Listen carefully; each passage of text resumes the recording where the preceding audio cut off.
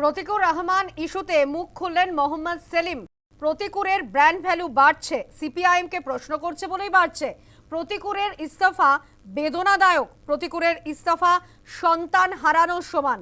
প্রতিক্রিয়া মোহাম্মদ সেলিমের, কি বলেছেন শোনাবো আপনাদের। এই যে আজকে তোমরা ওর যে ব্র্যান্ড ভ্যালুটা, সেটা আমাকে বা সিপিআইএমকে কোয়েশ্চেন করছে বলেই শেষ দিনে আমাকেই কতগুলো ডিসিপ্লিনারি কোয়েশ্চেনটা লাস্টে আসে, আমাদের এজেন্ডায় থাকে। সেগুলো আরও একটা ইস্যু ছিল, এটাও ছিল, কিন্তু আমরা বলেছি, প্রস্তাব দিয়েছি যে এটা খুবই বেদনাদায়ক। এই ধরনের একজন কর্মীকে